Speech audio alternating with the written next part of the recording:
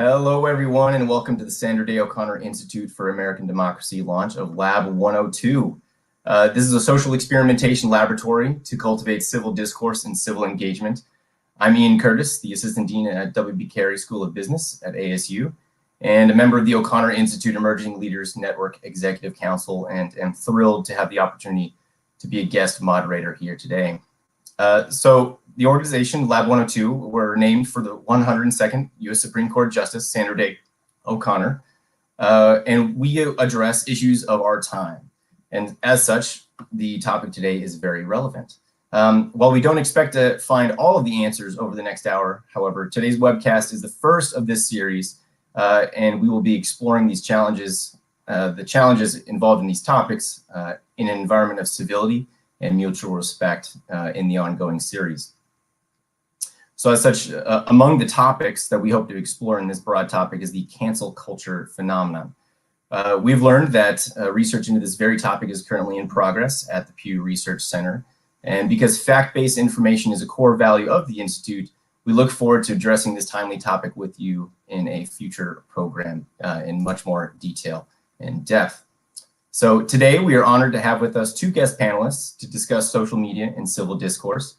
From the Pew Research Center, we have Monica Anderson, Associate Director of Research. Monica has a master's degree in media studies from Georgetown University, where her work focused on the intersection of race, politics, and media. Also joining us is Bo Kinnery from Buzzfeed, a senior social media strategist who leads the publishing team that works on social video content strategy. Bo has a background in digital media production, editorial, and in digital media production and editing, and graduated from University of California, Santa Barbara with a degree in film and media studies. So as we begin our program, we invite you to send in your questions during our Q&A following the presentation via either YouTube, live chat, or Facebook comment. As you post questions, we note that the Institute offers a civil discourse platform to allow disparate views to be discussed and explored in a respectful manner. So please join me in welcoming Monica and Bo. And so Monica is going to start us off with some broad data regarding perceptions of social media in the US, and then we're going to hear from Bo about her experience at the company Buzzfeed and how she and her team engage in this complex environment. And so with that, I hand it off to Monica to take it away. Thanks, Ian, and thanks everyone for tuning in today. I'm really excited to be here and share with you some of our findings related to social media and politics and discourse. Jay, feel free to pull up the slides.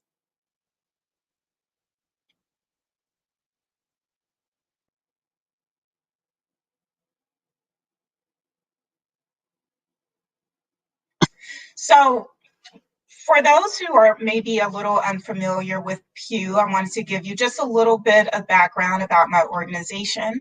So Pew Research Center is a nonpartisan, non-advocacy fact tank located in Washington, D.C. We primarily do public opinion polling, but do a fair amount of demographic analysis, content analysis, and big data projects. One of the things that we don't weigh into is policy recommendations or speculate beyond the data. So today, what I'll be sharing with you is truly Americans' own voices. So next slide, please. And next slide. So one of the things that I thought we'd start with is just level setting at how quickly social media adoption has come to the US. In 2005, less than 10% of Americans say they use any kind of social media site. By 2019, that number was 72%. And just to put in a little bit of perspective, Facebook is less than 20 years old. So in many ways, we think about these sites being particularly ubiquitous, but in many ways compared to, of course, print or broadcast or TV, they are still very much in their infancy. Next slide. So beyond just looking at social media use overall, we've also spent a lot of time at Pew drilling down to what are some of the most popular platforms. So this is a survey of adults we did in 2019. And what you can see, and hopefully you can see, is that Facebook and YouTube are by far the biggest online platforms that we measured. Majorities of Americans say they use those sites, so about 7 in 10. very much a popular platform when compared to things like Instagram, which is used about 4 in 10, and Twitter, which is only used about 25% of Americans. Next slide. So in addition to these sites becoming more popular over the past decade and a half, people are doing a lot more than sharing photos or status updates. Many Americans are turning to these sites to get their news. This is from a survey from last year where we asked about how often do you get news on social media? And we see that about a quarter of Americans say they often do this, and another 30% say that sometimes. So over half of Americans are regularly using social media to get their news. And we do see some big differences by age, with younger Americans, those under the age of 50, being more likely to say this. Next slide. Next slide. So in addition to understanding just how prevalent social media is, how prevalent social media news consumption is, we also want to look at some of the underlying attitudes related to social media. And this is where we get into some of that political discourse and how that might be impacting our political environment. So this is from a question that we asked last summer. We asked Americans whether or not they thought social media had a mostly positive, mostly negative, or a mix of negative or positive effect on the way things are going in the US today. And by far, Americans think social media has been a mostly negative thing on our nation. 64% of Americans say social media has a negative impact on the US. What we were able to do is, so those who either said it was negative or positive, they then got a follow-up question in which they can write and explain why they thought that way. And by far, one of the biggest and most common responses we got related to fake news and misinformation. Almost 3 in 10 of those respondents mentioned those things in some form or fashion. Harassment was also something that came up a lot in those responses, and particularly harassment related to politics and related to extremism. You also saw a big share that brought up things like censorship, partisanship, and echo chambers. Next slide, please. And so I wanted to just share with you quickly some of the quotes that we got from this. So this is what people actually wrote. So one woman said, false information is spread at lightning speed, and false information never seems to go away. Another woman, in talking about why social media had a negative impact, said that social media is censoring views that are different from theirs, and there is no longer freedom of speech. Next slide, please. So on the flip side, for those who said that social media had a more positive impact, just 10% said that. When they were then asked that follow-up, you do see a lot of coalescing around the fact that they felt that social media helped people stay informed, stay up to date on the issues impacting their community and the world. You also see a fair amount of responses related to giving visibility and voice to marginalized groups.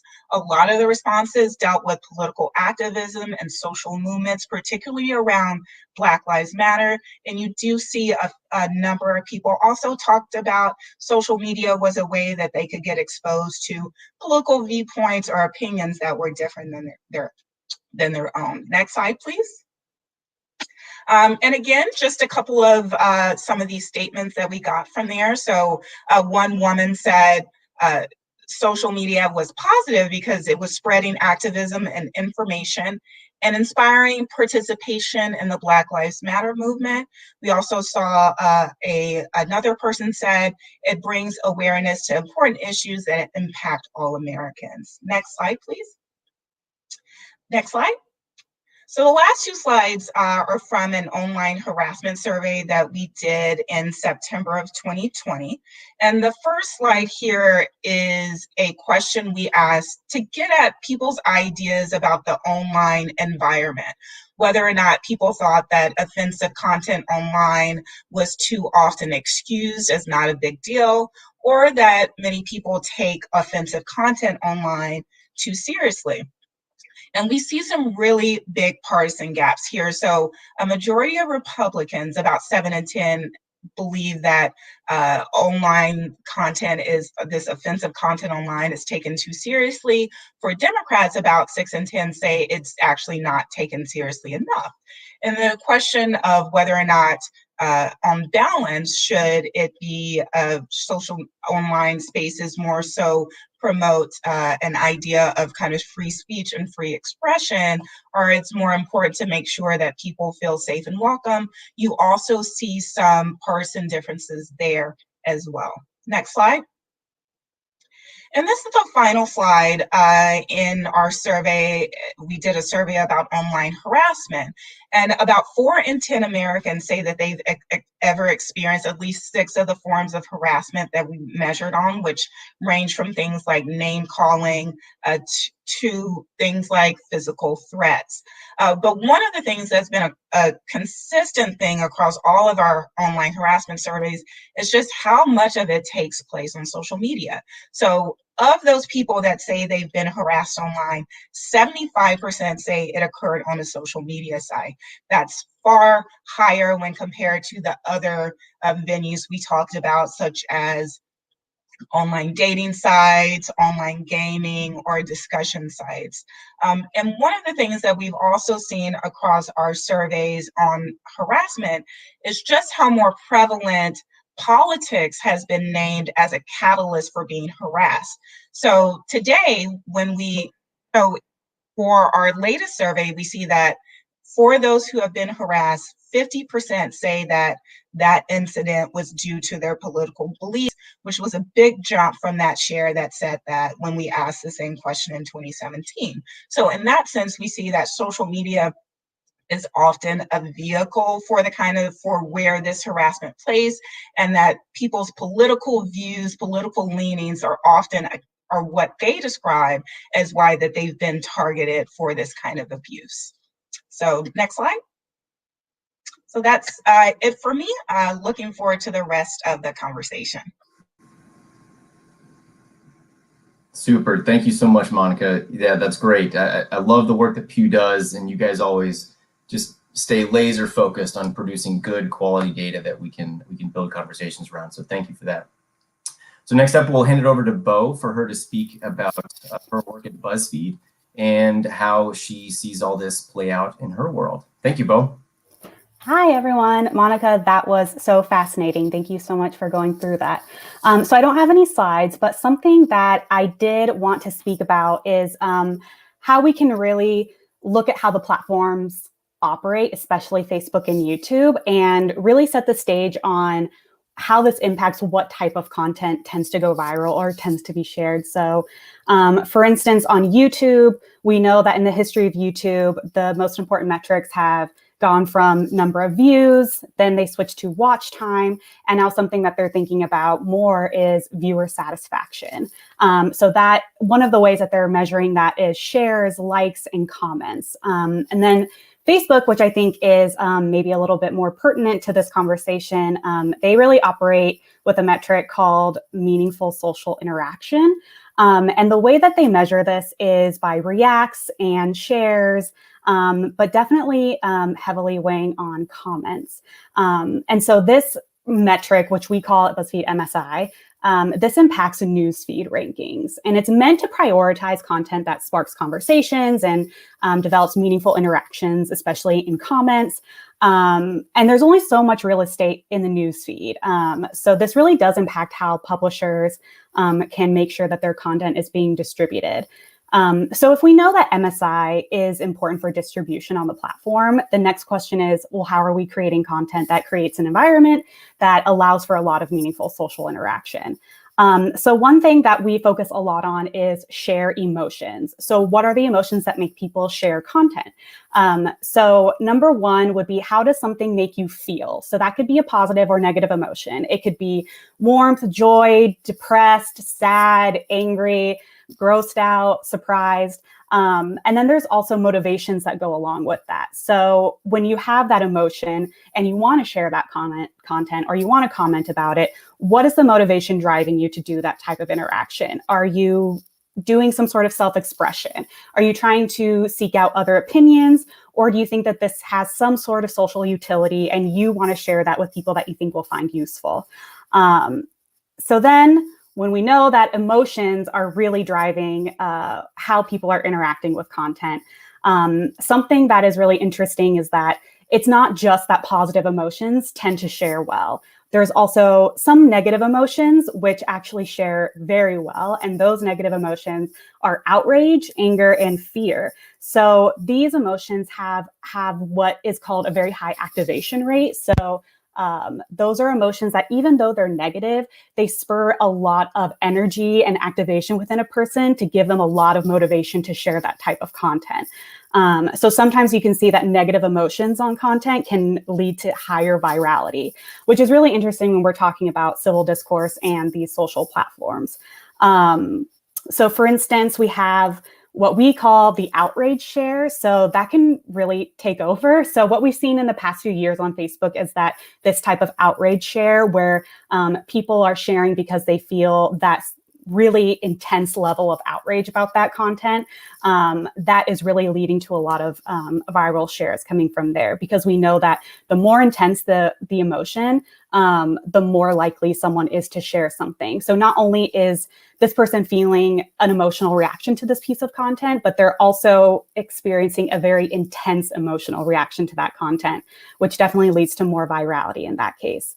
So something that we have seen is in the past couple of years, you tend to see the same top 10 Facebook pages by link performance that are really very partisan, and they really range from opinion to news pieces. And when you go to those pages, you are seeing that those top shared links or articles or videos or images are all really based on that really high intensity, sometimes negative emotion and sometimes positive emotion. And you see it on both sides, definitely. So recently, actually, we've been starting to see that there have been some other types of pages that are kind of cracking the top 10 a little bit.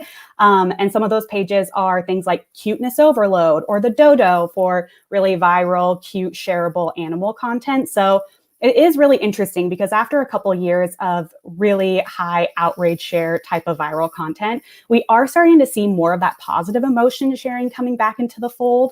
So now kind of our question and something that we're really trying to look for is, will our audiences start to have more positive share emotions? Are they becoming more inclined to share positive or joyful content? So that is something that we're interested to see if there's going to be an upswing and a little bit change and a pivot and a shift in the types of emotions that are driving people to share content. And I think the next thing to consider when we're thinking about this is when we're thinking about viral stories for BuzzFeed and something goes viral, our first step is usually, okay, let's boost distribution on this because we assume that if it's resonating, it has like a super broad appeal. But then the second step to that is how and why is something going viral? So again, we want to consider the emotion of the content, or something we also call the job of it. So something like warmth, joy, inspiration, admiration, it makes people laugh. It surprises people, or it's disgusting or making you angry. And then we also want to think about what the share statement is. So that is, what are people saying when they're sharing that content? Are they saying, this is so me, or I need this, or you need this, or this really blew my mind, or this is hashtag goals? So I find that unless you can really answer those two questions very clearly, it can be really challenging to replicate that viral content. So that is something that we also just like to keep in mind.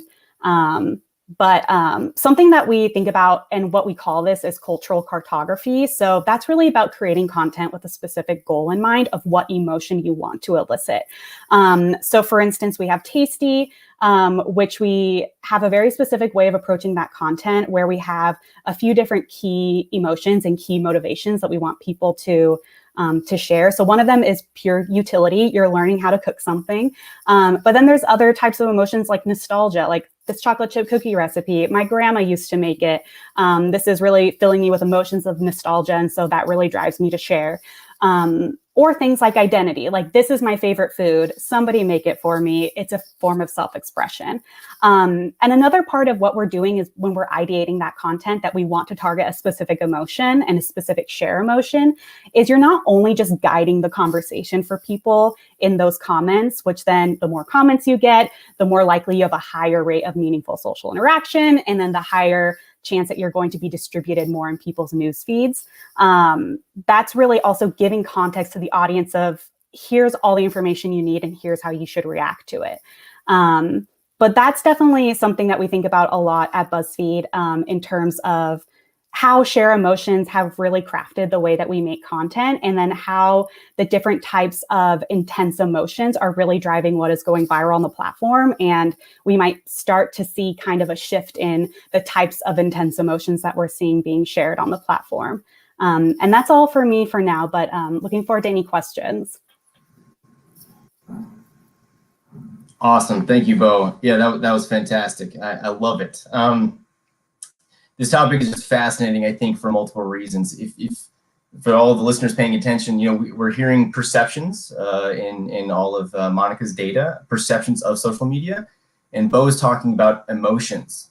And so this topic is incredibly complex because it includes legal concepts, it includes political concepts, economic theories of how do these platforms operate and what are the business models they're based on, but also psychology. A lot of psychology, if not mostly psychology, in terms of how people engage. So I just love it. Thank you so much, Monica and Bo.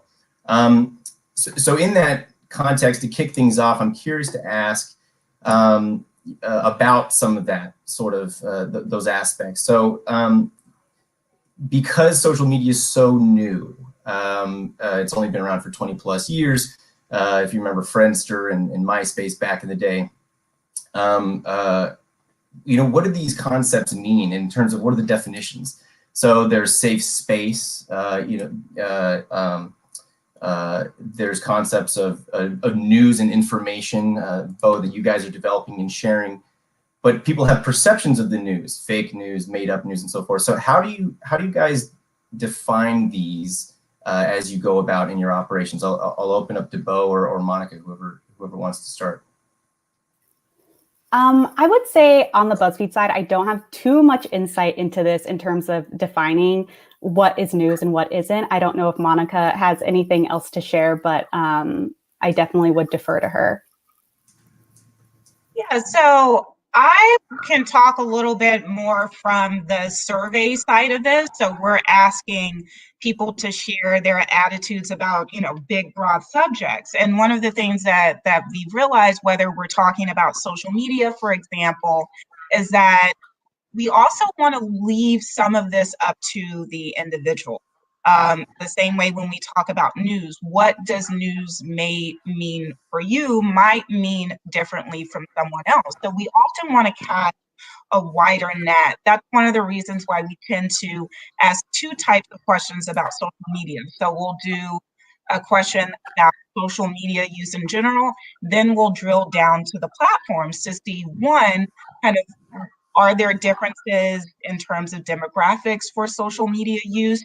We often see Facebook, for example, is one of those that's, very popular across a bunch of demographic groups. So majority of Americans, regardless of their education or income or their race, use Facebook.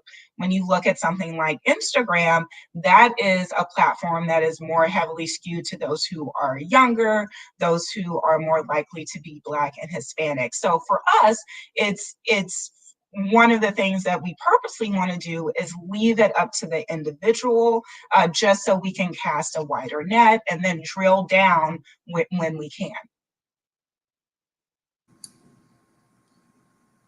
Yeah, thank you, Monica, for that. I think that's important to keep in mind for everyone as they read this data and as the world tries to figure out these issues.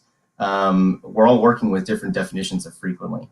I'm curious, Monica, to ask you further about the different experiences that people are having in the platforms.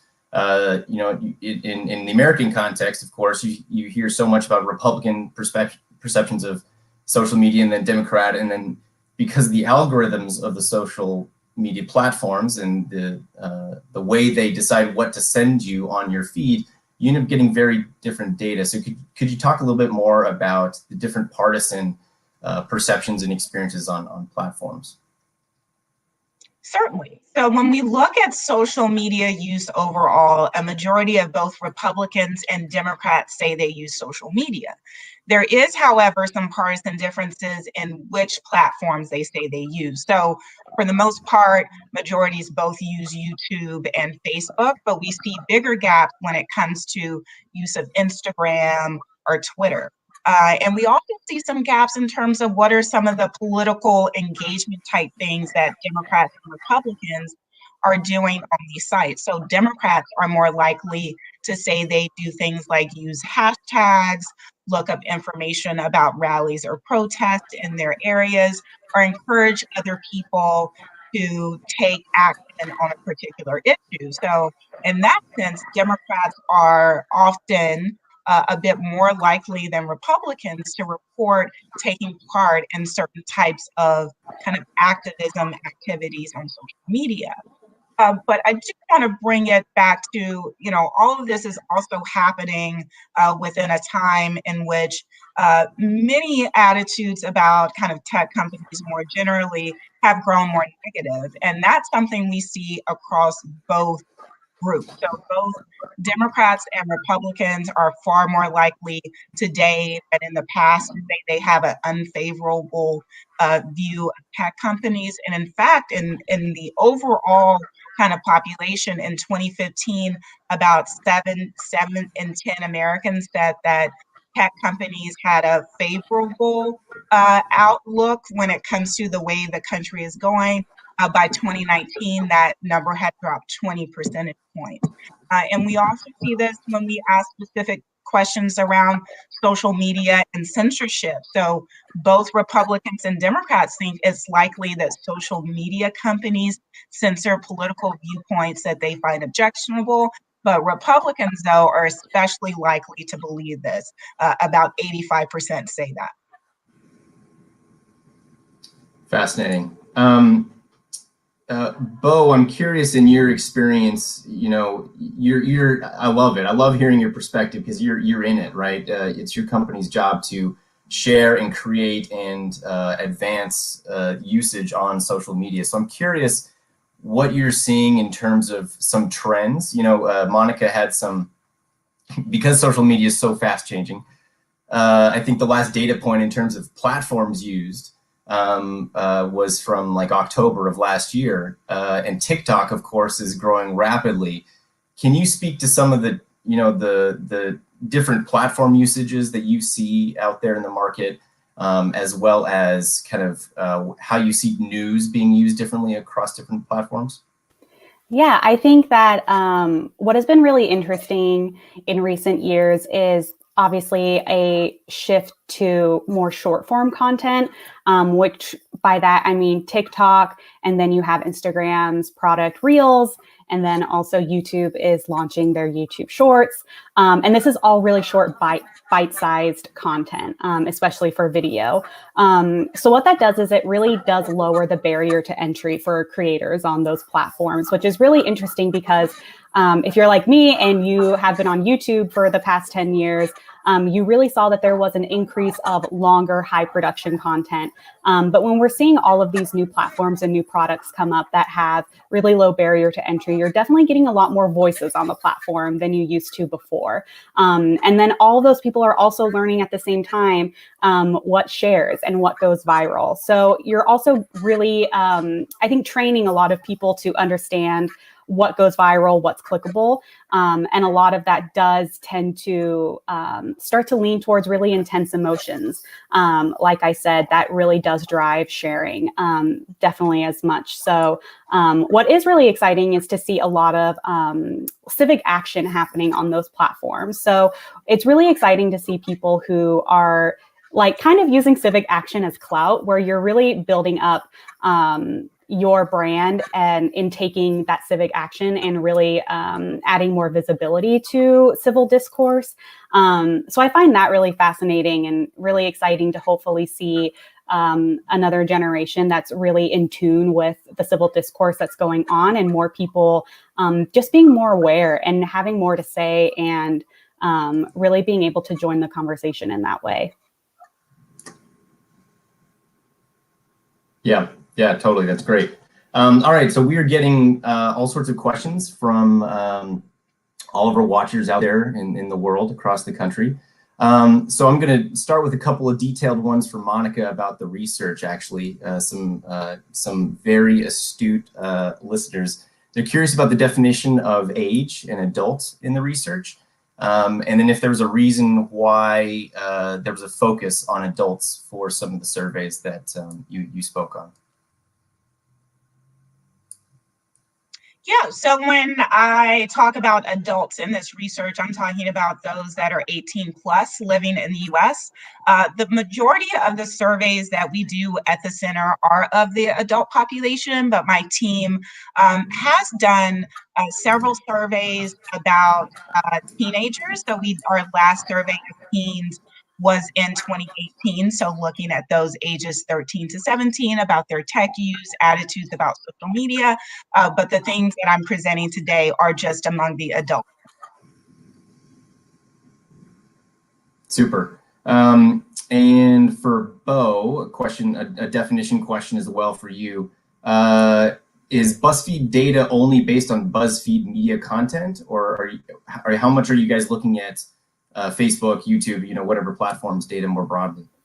Yeah, so most of what the examples I'm talking about are BuzzFeed specific. But then in terms of when we're looking at like top 10 Facebook pages coming in, that is across like the Facebook platform in general. So that includes a lot of outlets and publishers that are not BuzzFeed specific. Okay. And then a follow-up for you, I think, Bo. How much outrage, fear, anger responses lead to, well, I guess it's for both of you and more general, lead to violence or action? And is there a way to measure this? Is this something that can be solved by a survey, Monica?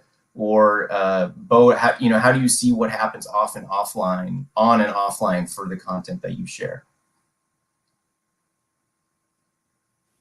I would definitely defer to Monica for any insights on how we can actually measure that, especially with her research background, because I'm not sure that BuzzFeed necessarily has insight to the real world kind of impact that those types of sharing has. So we don't have anything specific that kind of links those two, but what I can talk about specifically that I think is related is in some of our online harassment work. So we see that a vast majority of Americans believe that harassment online is something that is a problem that is going on the internet today. And to the point about the connection to violence or other content, when it comes to what social media companies can do, a majority of Americans think social media companies have a responsibility to ensure make sure that the content on their site is not offensive. But one of the things that we consistently see across surveys is that people think social media companies have a responsibility to regulate the content on their sites, but people are not sold on the fact that social media companies would be able to ascertain what is offensive and what's not, what's misleading or inaccurate and what's not. So we see that the American public wants social media companies to lean into this and take responsibility, but they're unsure if these companies themselves will have the capability of doing that in a good way. Fascinating. Another question too. I'm going to combine two questions together here. Are we seeing any correlations in regards to partisanship and politics in terms of the emotions that are shared or experienced on platforms? And then I'll ask a follow-on question about more to Bo about the correlation or trending of more positive emotions. I can say in terms of my experience, the intensity of the negative emotions that's driving sharing is definitely on both sides of the aisle. We're seeing both sides of the aisle in those top 10 pages I was referring to, of those pages that are sharing content that is inspiring really intense either outrage shares or anger shares or fear shares. So it definitely is something that is being used by multiple outlets with multiple backgrounds. And then I'm sorry, I think I forgot the follow-up question. If you don't mind repeating it, Ian. No, that's fine. Yeah, the follow-up was, do you have anything to, are you getting any insights into why we're seeing more positive media out there? We haven't done necessarily any large research into this, but our best hunch is the change in administration. There really was just a really turbulent environment on Facebook for the past couple years, with a lot of divisive, emotionally charged topics and content being shared on the platform. So it does seem to appear that with the recent changes in the administration, that at least our content for Buzzfeed's audience, we are starting to see a little bit more openness and willingness to embrace more positive and joyful content. But it's still very early. We haven't seen like a ton of change in this, but it is something that we're actively keeping an eye on. So we can all expect to see more cute cat videos. Is that what you're saying, Bo? If I have anything to do with it, yes. Super. I have a question here, a legal question that I'm going to throw out there because I'm just kind of curious, Monica, if you guys have any research coming out on this, but perhaps, or out there in Pew more broadly. So in 1970, it's definitely a very well-educated lawyer. In 1978, the Supreme Court issued its landmark ruling in FCC versus Pacifica Foundation, upholding the FCC's power to determine language guidelines and limitations. Why are there no similar guidelines for social media? Monica, do you know, is there any research out there on that, of like, should the government measure or control language on social media? So one of the questions that we asked in our online harassment survey to kind of get at what we think users could use who have been harassed, whether or not they think that they should have the ability to sue the social media company themselves, which has been a big topic related to kind of Section 230 and whether or not social media companies should be regulated, not relegated, like other companies in terms of their content. And what we found from that survey is that actually a majority of Americans were not on board with users being able to sue social media companies. We didn't ask a follow-up question as to why they do that, but at least for that moment, the public, only a minority, agreed that social media companies that people should be able to sue social media companies for any kind of harassing behavior that users might have experienced. Interesting. Okay. Bo, an interesting question here. Again, I'll combine two together for you. One is a bit shorter. How does BuzzFeed deal with any moral obligation or ethical kind of issues regarding how to avoid or whether to share negative motivating media? Well, let's start there, and then I'll go to the second one. Yeah, that's a really good question, because obviously, someone having a negative emotion to something can sometimes be very valid. So what I can say is that we have a BuzzFeed mantra, which is to spread truth and joy. So sometimes things that are true are not necessarily going to be joyful. Sometimes they are, which is great, which is the 1-2 punch. But it is important that to spread truth and to get information out there that's going to help people or make them feel seen. So I would say that instead of thinking about we need to avoid all negative emotions, what we need to think about is the information and the content we're putting out there have some sort of utility for people, even if it's not necessarily sparking a positive emotion. But I hope that answers the question. Sure. And then a bit a kind of deeper question into that is, if civil discourse is a conversation in which there is a mutual airing of views without rancor, is it unlikely on social media that will occur because only strong emotional responses get shared? That's a really good question. I think what we can remember is that intense emotional responses drive sharing and drive commenting, which just drives distribution of content. So again, there's so much that goes into the Facebook algorithm that determines how they are surfacing content to people, and meaningful social interaction, which definitely heavily favors comments, is only one part of that. I would say that I think we all are familiar with the idea that a lot of times people are in echo chambers on social platforms. So I think more than maybe the share sentiment or those heavily charged emotions, it's more so about how these platforms are surfacing content to the same people and the same types of people who tend to interact with the same content. So I think in that way, maybe there is less space for, like true in good faith discourse back and forth, just because you're probably in general not really interacting with that many people who are outside of the content that you're already consuming on your own. But again, that's more, I think, anecdotal than any like BuzzFeed research that we might have. But I hope that somewhat answers your question. I feel like maybe it doesn't, but I don't think I have an exact answer for it. No, I do want to.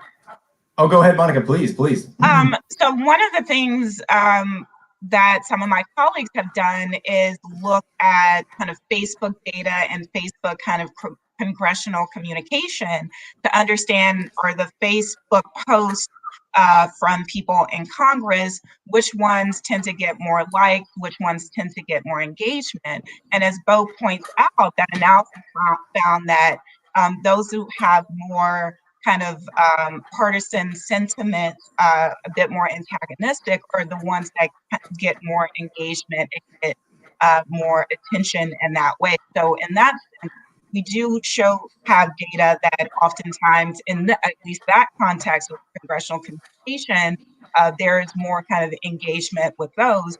I do want to say, and as someone who studied politics and social media for a long time, I get in the habit of this, but also want to point out that most people that are using social media aren't necessarily using it to get politics, right? Still, one of the biggest reasons people tell us they use social media is for connection, catching up with people, sharing photos. So in that sense, politics is a smaller part of the equation, but oftentimes those people that are involved in the political side tend to have a more kind of polarized leaning in the first place. Yeah, thank you for noting that, Monica. And Bo, I see you're nodding. I don't know if you wanted to comment. No, I was just appreciated Monica's addition to that because that was really insightful. Yeah, that was fantastic. Thank you, Monica. Yeah, I think it's interesting, we all saw, obviously, Facebook shut down political advertising around the election, but that was the main driver of a lot of the political content that individuals would see. Oftentimes, if you only post cute ducks, the algorithm's less likely to send you political information, but then there's ads, because the ads might target you because of your demographics that the platform knows about you and so forth. Monica, a couple questions about the methodology for your surveys. How do you reach people for a survey, and how does one participate? And do you use multiple platforms for doing so, social media, cell phones, mail, landlines? And how do you see that playing out in your results? Sure. So our primary way of doing polling right now is through our own panel. It's called the Americans Trends Panel, and this is an online panel. We still recruit people via mail. So send out kind of letters, getting people to, we call it push to web. So that's how the recruitment is done through there. And then people are what the term is empaneled. So we have the capability of We usually do, depending on how many surveys we have over the course of the year, we have the ability to track people who might have answered a survey 6 months ago to then come back and maybe ask the same question to see if attitudes have changed and shifted. We still do phone polling. At the center are some of the work that I showed you around our social media use questions are still done via phone, given the fact that we are also measuring things like non-internet use and things like that. For the panel I'm talking about, if you do not have internet at home, you're given a tablet.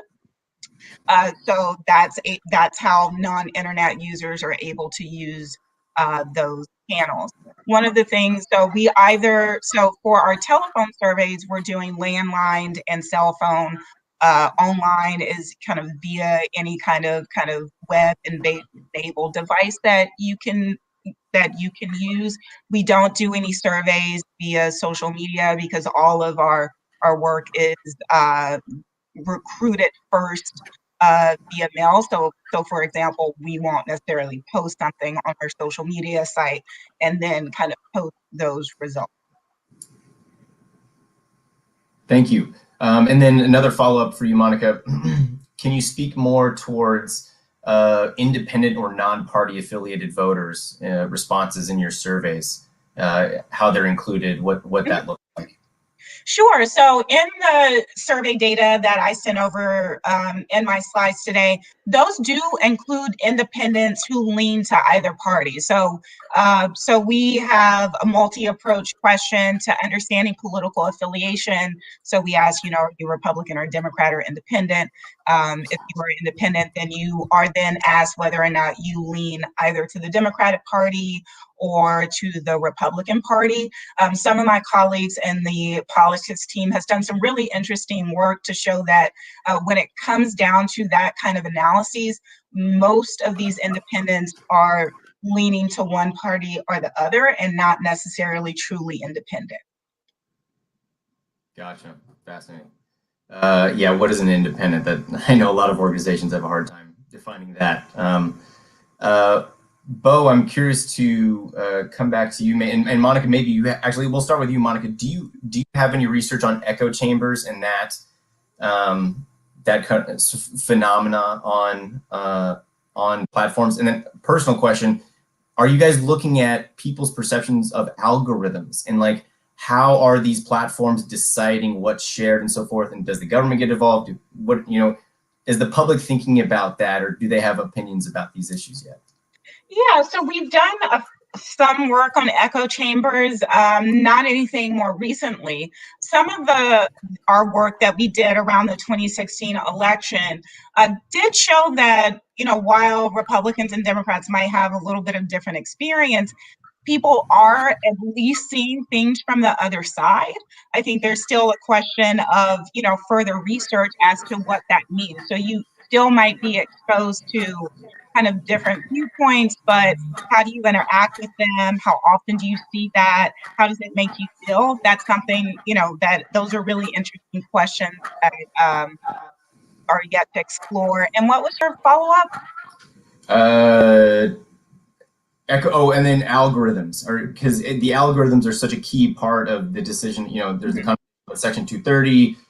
Are they news platforms? But it's really an algorithm of sharing somebody else's stuff. Is there any public perception about algorithms? So one of the things that we have seen across surveys is that Americans don't understand algorithms, and or even understanding that algorithms are what is driving what you might see in your news feed. So that's something else to think about as we talk about kind of public perceptions of, whether it's algorithms or AI.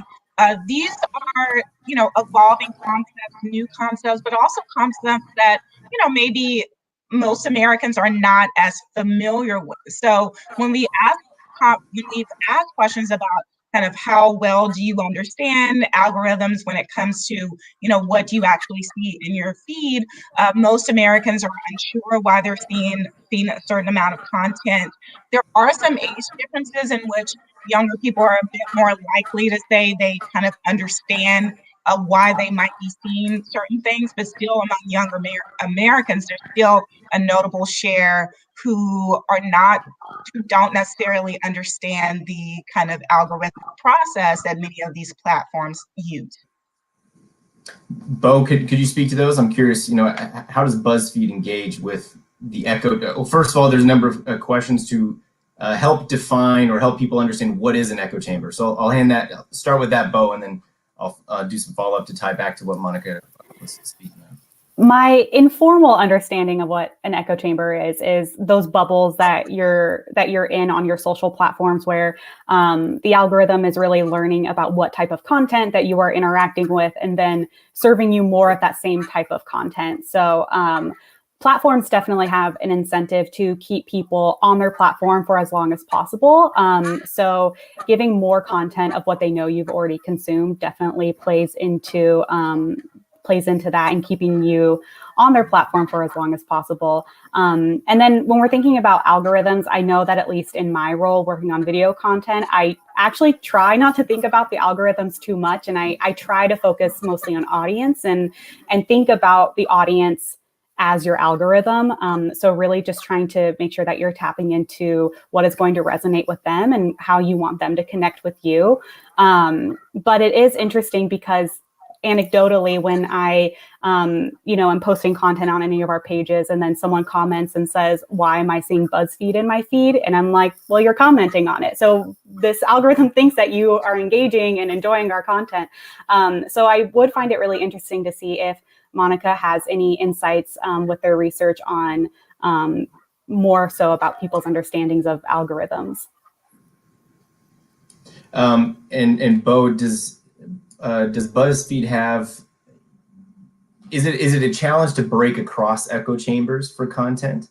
If you have a certain, I work at a business school, so I think in, marketing and segmentation terms and stuff, you have a market, you have a segment of folks that you're currently serving or providing content to, but there's somebody else out there that seems to be across the digital divide of sorts. How do you engage with that at Buzzfeed? That's a really good question, because sometimes there's people that we're trying to reach that we think would enjoy our content, but what we call like the ecosystem on a place like YouTube, unless you get really a certain amount of direct engagement from your subscribers, it's really hard to break out of that ecosystem and reach new people. I would say that usually the content that tends to hit trending or go viral or seems to reach new viewers who weren't already BuzzFeed viewers, those are the kinds that we feel like have a really strong social motivation. So for something like, this is not a political example, but on our BuzzFeed video channel, we have a format called Behind the Meme, where we take really popular memes that people are using, and then we do an interview with the person who is actually in the meme and talk about their story and who they are. So I think that really speaks, that one of those got like one of the highest shares of the channel in the past couple of years. And I think it's because it really did spark that positive emotion and like that, also that curiosity click. But to go back to the original question of how are we reaching people who we haven't really reached before, it's very difficult. And usually the way that happens is if our content gets embedded into another site that is an audience that maybe we're not necessarily reaching. Off the top of my head, I know that Reddit is one of those places where we can tend to get a lot of external traffic. And then that's when we really start to see an influx of comments of people who don't necessarily engage with BuzzFeed content on a regular basis. So it is interesting to see when you see that happen. It is usually very clear who picked up this content. And then something that I know a couple of years ago, there was some analyses or research about super sharers, so that a small amount of people were responsible for a large portion of the content that got shared. So it's almost like a phenomenon like that, where there is certain groups of people that tend to have a really impactful share system or behavior. Interesting. Okay. We're down to 4 minutes left or so. So Monica, I'll have one more question for you, and then I'll wrap up. First of all, how should folks find this data? I'm getting a lot of positive feedback about the data and the research, and so they're curious where they can dive more deeply into it. And then secondly, your data, this is the real question, the content question then is, your data shows social media has a negative impact, most people feel, but it's continuing to grow in terms of usage and so forth. So are you getting into any insight into why people are still using it, even though they think it's negative? And then we'll close up. So you can find all our reports and blog posts on pewresearch.org. My team is the Internet and Tech team, and you'd be able to follow that tab to see all of the publications that I spoke about today. Also, if there's any researchers out there, for most of our surveys, we release our data set, so you can go in and do your own analyses. That's ending on a really great question. And I wish I had a magic bullet answer for you on that. But what I will say is that, yes, we see that a majority of Americans think social media has had a negative impact on the country. Most Americans think that social media companies are censoring political viewpoints. Larger shares, more regulation. But then again, when we look at the share who use social media, that has remained the same for the past 5 years. And within the past 5 years, we've had big news stories around data collection, concerns about privacy, concerns around online harassment. But one of the things that again, I will share is that, many people are using social media as a way to connect and find others. And that's something we see also in our teen research. We know for teens, they might have a difficult time with social media, feeling pressure to post certain things, experiences with cyberbullying. But we also see majorities of teens tell us that social media is a place where they can get support, it's a place where they can show their creative side, and also a place where they can find like-minded people. So, although we definitely see that there are negative sentiments around social media, I think we do need to acknowledge that many people are getting some positives out of social media, and they're often connected to things around connection and community. Awesome. Yeah, thank you, Monica. Great wrap up. Yeah, on that positivity note, I did a quick research earlier, and remember the ALS ice bucket challenge about 5 years ago? I mean, remember how huge and positive that was? It raised $250 million for ALS research in 8 weeks. It was unprecedented in terms of fundraising power. So just a reminder that social media is there's still hope out there, right? Thank you so much, Monica and Bo, for joining us. This was just fantastic. You guys led a wonderful discussion that was illuminating and instructive. I hope that the Institute continues with these conversations in the coming weeks. We thank our audience and our sponsors for being with us today. And to learn more about the Sandra Day O'Connor Institute for American Democracy, please feel free to visit o'connorinstitute.org. All right. Thank you, everyone. Thank you. Thank you.